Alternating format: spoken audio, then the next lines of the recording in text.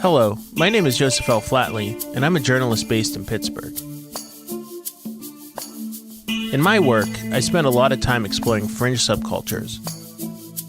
Internet con artists, satanic panic pseudotherapists, and flat earthers, to name a few. Recently, I've been getting to know ex-members of a new religious movement in Arizona called the Global Community Communications Alliance. The GCCA is led by a self-described holy man named Gabriel of Urantia. Gabriel leads a community of 100 people, calls himself the next planetary prince. But it wasn't always this way. He started out life as Tony Delevin from Pittsburgh, Pennsylvania. But according to his own autobiography, after 2 traumatic divorces and the death of a 7-year-old daughter, he began to hear voices.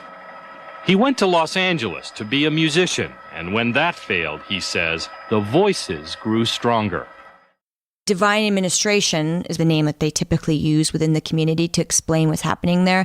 They consider it a training school. They consider it training grounds for the shift that's going to happen once the adjudication swiftly takes hold of the planet, that they will be teaching people how to walk, think, and be. So these people that are being trained in the community will turn around and train other people. What was it like growing up thinking that the world was going to end and then it didn't? I remember being really young and truly believing I wouldn't live to be 18. I just couldn't imagine life after 18. I was like, there's just no way I'm not going to live. Or there's just going to be something really big that's going to happen, like Jesus is going to return. And then 18 came and I was like, oh my God, like life is just normal and continuing and nothing has happened. And then there was the Y2K that happened. We prepared for that. We got bunkers and lots of cans of food and gallons of beans and rice. And time is getting shorter until Y2K. If you want to be sure your family and loved ones weather the potential Y2K storm of delays, shortages, or interruptions of services, then now is the time to stock up on emergency supplies and a home food reserve. We were ready. We really thought that that was going to be a big event, and nothing happened.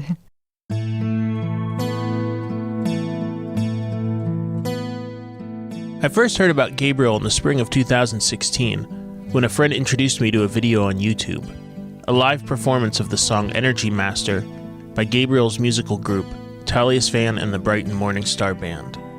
It was terrible, and I was hooked. This song I wrote more toward the Energy Master because, again, this is another time in my life when I wanted things to move on a little faster. You know, things were just going too slow. Energy Master, your desire is what I'm after. His voice is pure magic. He sold over 10 albums worldwide. Of course, we are talking about Talius Van and the Bright Morning Star Band. Hey, Mr. Song and Dance Man, is it all by chance, man? All his unforgettable songs and all your Talius Van fan favorites. Sedona sunrise brings dreams to realize. Sedona sunrise, and love creates a song.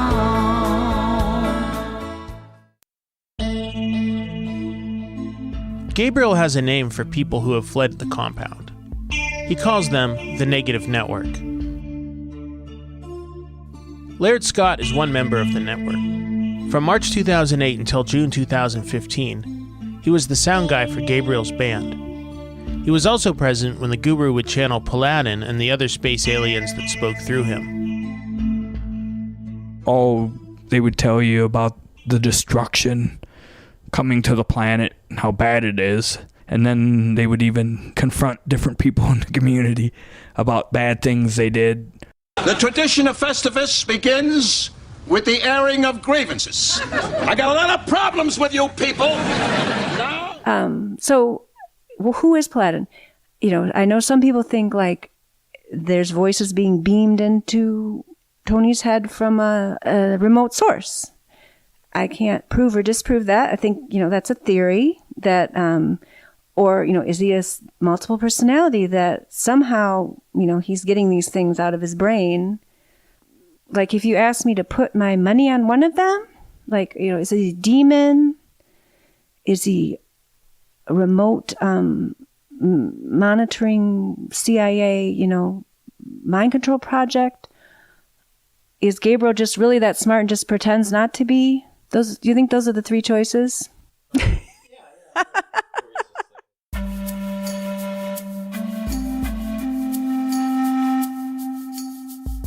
And what are you hearing about Gabriel and his group specifically?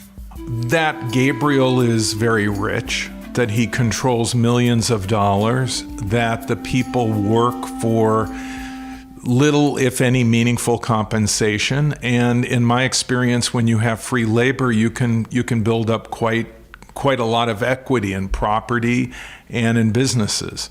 And so what I've heard over the years is Gabriel just getting richer and richer, that is controlling more and more money, more and more assets, and that he has become increasingly harsh as he's grown older, which I think is typical of some extreme cult leaders, that they are affected by the bubble effect themselves. That is, that they're constantly being praised, they're constantly being fawned on and obeyed without question, and they become delusional.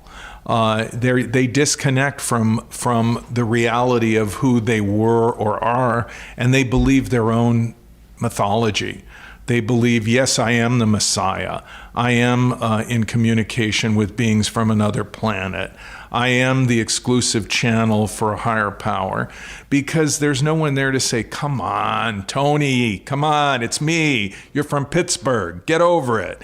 There's just no accurate feedback.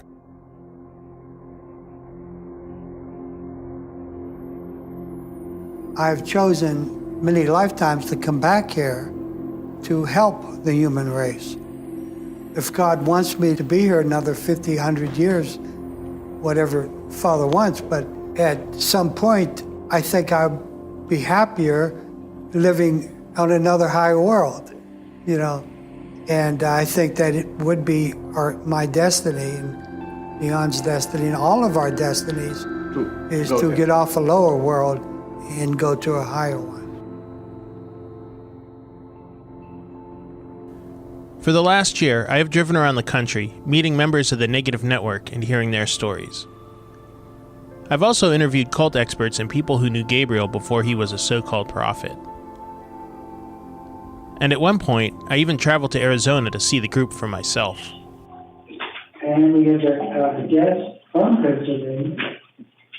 That's why I went to Pittsburgh. That's where I'm from.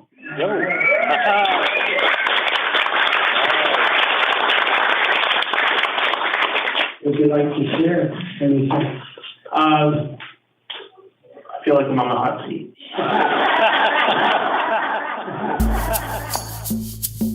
The result of all this work is a 7-part investigation, which I'm calling The So-Called Prophet from Pittsburgh.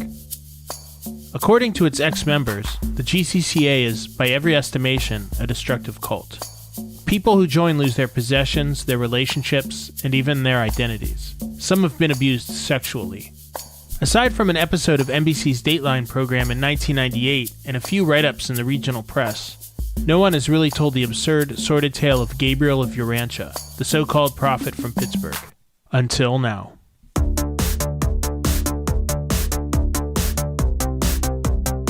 Coming up in this season of The So-Called Prophet from Pittsburgh.